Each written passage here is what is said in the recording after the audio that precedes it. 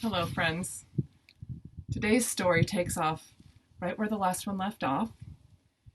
It's the morning after the Last Supper, and the Jewish leaders have taken Jesus to the Roman governor named Pontius Pilate. Pontius Pilate comes outside of his house, and he asks the religious leaders, "What has this man done?" And they replied, "He says he is a king, and we have sentenced him to death, but we don't have the authority to execute anyone, so we have brought him to you." So Pilate asked Jesus, "Are you a king?" And Jesus answered, "You have said so." But the religious leaders pressed forward. They said, "This man Jesus has been stirring up trouble throughout Judea with his teachings. He started in Galilee, and now he's come all the way here to Jerusalem." Pilate realized that King Herod had jurisdiction over Galilee, and so he decided to send Jesus to Herod, who was in Jerusalem at the time. Well, Herod was happy to see Jesus because he was curious, and he wanted to see a real miracle. He asked Jesus lots of questions, but Jesus wouldn't answer. He wouldn't say a word. Finally, Herod got fed up, and he started teasing and mocking Jesus, and finally put a purple robe on him and sent him back to Pilate. At Pilate's house, the religious leaders again accused Jesus of many things, but Jesus was silent. And Pilate asked Jesus, "Don't you hear what they're accusing you of? What is your defense?" But Jesus wouldn't say anything, and Pilate was impressed and amazed. And Pilate realized that it was because of their own self-interest that the religious leaders had brought Jesus to him.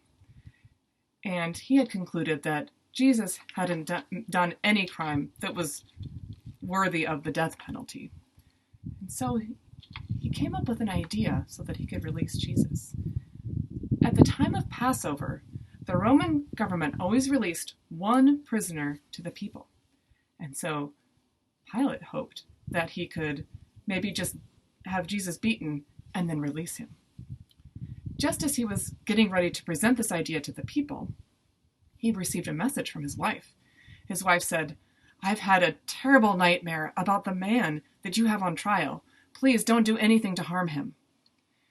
So Pilate went in front of the crowd, and he asked them, "Who would you like me to release to you?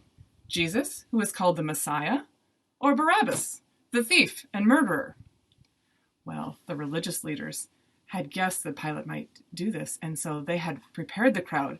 And the crowd shouted, "Barabbas! Give us Barabbas!" Pilate was shocked. He said, "What has he done? What about Jesus, the one you call the Christ? What should I do with him?" "Crucify him! Crucify him!" they shouted. And Pilate said, "But for what? What has he done?" But they just shouted all the louder, "Crucify him! Crucify him!" Pilate turned away. He really didn't want to execute an innocent man. But the religious leaders threatened him, and they said, "If you release this man, we'll tell Caesar that you have helped a person who is in rebellion against the empire." So Pilate turned back to the crowd one more time, and he said, "Do you really want me to crucify your king?" And they answered, "We have no king but Caesar. Crucify him! Crucify him!" And finally, Pilate realized he was about to have a riot on his hands. So he had a bowl of water brought to him, and he washed his hands in front of the crowd, and he said, "I am innocent of this man's blood. You are my witnesses."